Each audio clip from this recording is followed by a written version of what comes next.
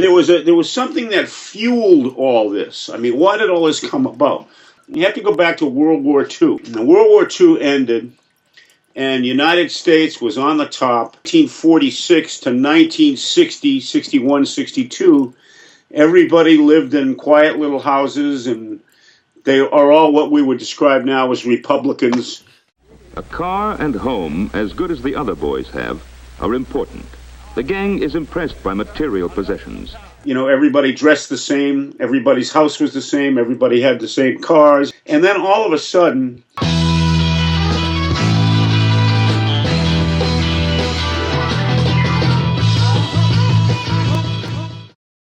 there was some sociological phenomena happening. The pulse of it in the area that we live was at the main point. Everybody that's anybody in the 60s and 70s pretty much played there, except for the Beatles. 3 couples started the Main Point in Bryn Mawr, Pennsylvania, but Jeanette Campbell was the lone survivor that went on to run it. It was a home away from home for a lot of young people. It was a suburban place. You know, it didn't take on the rough edges and maybe cynicism of an urban place. Jeanette was older than the rest of the people that worked at the club, and she was a Quaker, so she wouldn't serve alcohol for religious reasons. The hippies were running with her. Well, she was blind, and she was nice, and she kind of made the brownies, so she fit in really nicely, because she did really love the music, especially the folk music. She was one of the kids. I called her Mrs. Campbell. I didn't go quite to Jeanette, and all the time I knew her as always Mrs. Campbell. And she was just sweet and welcoming and matter of fact. And this is what we do here. Make yourself at home. We're going to have a great show tonight. People are calling. Tickets are hot. Let's go. She was the den mother.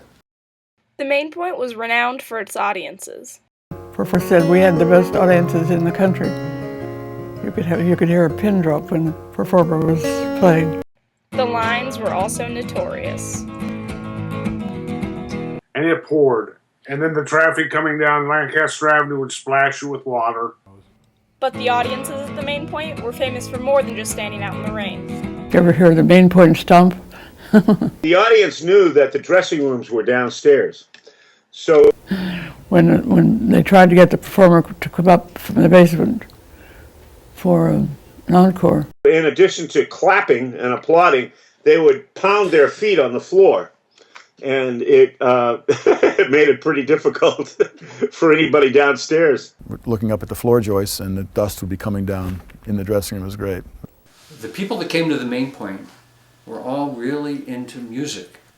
Just sit there and listen. And while they would rock along with you and be boisterous and cheer and all that other stuff, for quiet songs they'd be quiet and they would listen.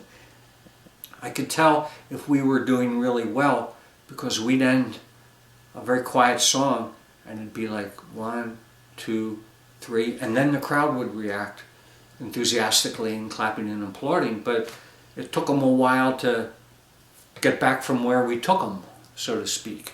And that was always a high compliment. People who were there were serious about seeing the artist. You know, it wasn't a liquor license, so they weren't coming in just to drink. But the crowd at the Main Point was so quiet, occasionally you would get a talker. And I hated that, and I developed a way of dealing with them without going, hey, shut up. I would take, my guitar had a chrome tailpiece on it for the knobs, and it was reflective. So I found that if I moved around, I could take the light from the spotlights and reflect a beam right in the person's eyes. And eventually, I would get their attention, and they'd look at me, and I'd stare at them, and they'd figure it out. At first, the Main Point was really more of a folk club, but it soon became obvious that rock and roll could draw a bigger crowd, so Jeanette had to start booking some harder rock and roll acts. She wasn't thrilled about it, but she knew it was a financial reality, and it bought the club probably an extra decade of existence. One of those acts was the infamous Velvet Underground. You know, the Velvet Underground kind of came up through a different road, hardcore, pre-punk. I opened for them, and they stayed at my house. It was a terrible gig because the audience wasn't at all interested in listening to me. because they were fans of, one of the big songs that the Velvet Underground did back then was Heroin. Heroin, and stuff like that. And I was going, peace and love and understanding. Let's all stop the war. I'm surprised I didn't get killed. You can't just do one kind of music. So, and the Main Point is known for folk. We had Stevie Wonder there, Because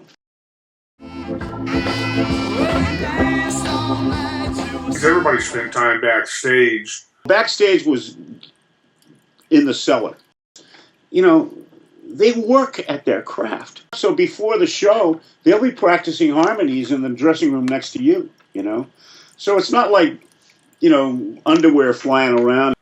Most of the people you talked about, refrigerators and, normal stuff rather than music. Sometimes you talk about music, but not for very much because it would pretty much bore them if you just, oh gosh, you're really good and this, that, and the other. But a lot of times the stars, if you get to know them, aren't really stars. And there was a big, round, green table there, and we would sit around there sometimes talking to people and stuff like that. Once I was sitting there, and we were talking to Jackson Browne, and he said, and he was playing this song, Take It Easy, running down the road, trying to loosen my load, a world of trouble on my mind. And I remember he said, a couple of friends of mine are going to record that, And a couple of friends were the Eagles, and they had a big hit out of it. We had this group called Pretty Things at the Main Point. And they were on Swan Song Records. The Swan Song Records was the imprint that Led Zeppelin created. And I was, surprisingly enough, at the bar across the street because nobody was at the club. It really wasn't a well-attended show. It was okay, but it wasn't great. And I came out of the bar to walk across the street because it was getting time to close up and stuff. And there's like 2 limos out in front of the club. I don't know what the hell that was. And I walked in, and Led Zeppelin was on the stage. My partner in crime, Larry Ahern, was promoting a concert for the Main Point Company at a larger venue featuring Leonard Cohen. I was there that day and appointed myself sort of as the host. So I got to hang out with Leonard for about 6 hours and talk and tell stories and all that other stuff. It turned out that it was Leonard's birthday. And Bruce Springsteen was playing the Main Point that night, and it was also Bruce Springsteen's birthday. So Larry had this great idea of, let's see if we can get Leonard Cohen and Bruce Springsteen to go out to dinner together, and maybe they'll invite us to go along. So that seemed like a wonderful plan. So after the Leonard Cohen concert, we made a beeline to the Main Point because we knew Bruce would still be playing. There were 2 ways to get off stage, 2 separate stairways to go downstairs. And I was stationed at the bottom one in my usual spot, which was by the buffet. And I hear Bruce do the song that I had never heard before and go off the stage, and the house just explodes. If you can imagine, it sat 300 people. There had to be 400 or 500 crammed in, and the fire marshal certainly would have intervened.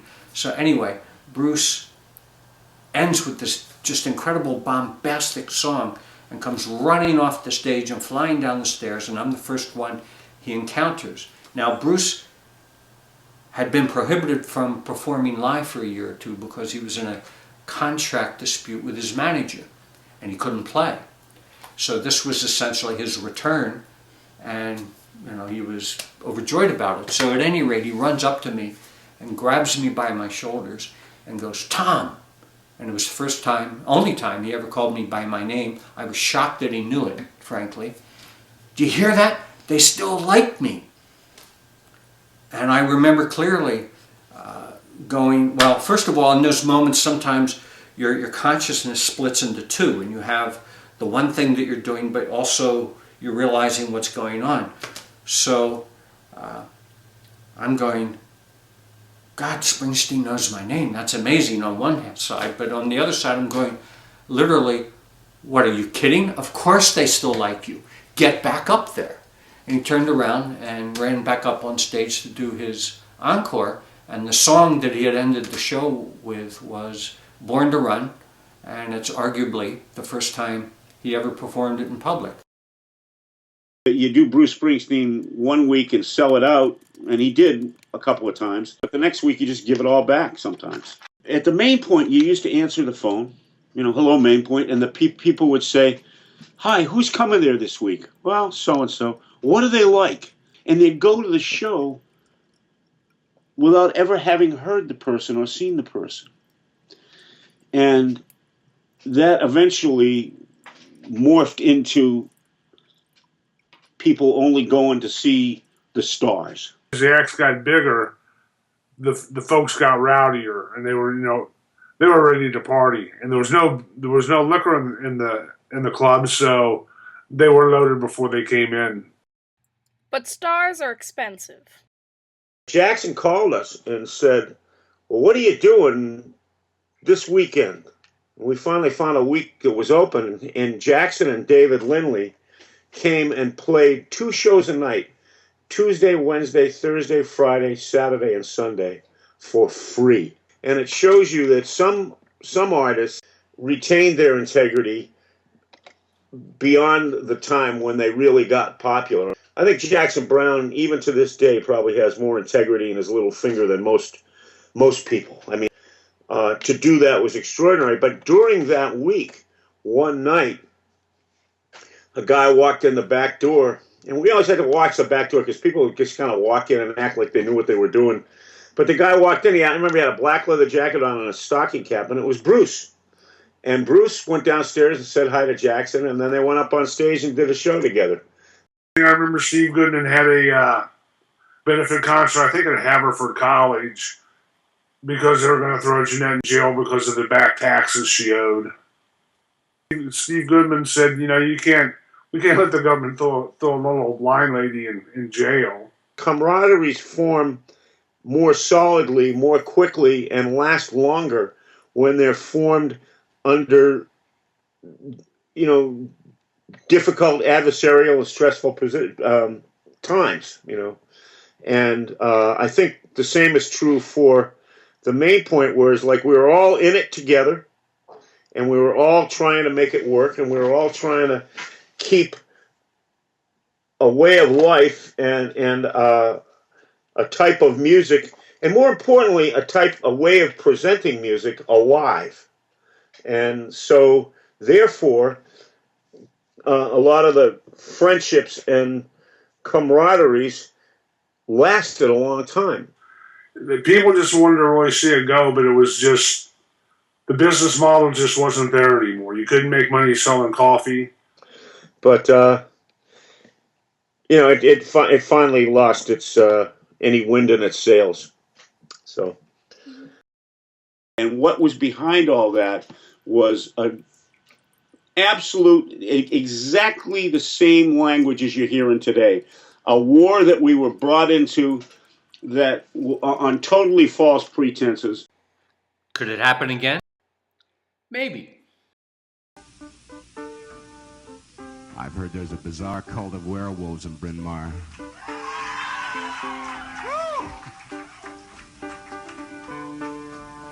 I guess it wasn't just a rumor. I guess you know about how to howl, who to howl, whether or not the moon's full. Moon's always full, man.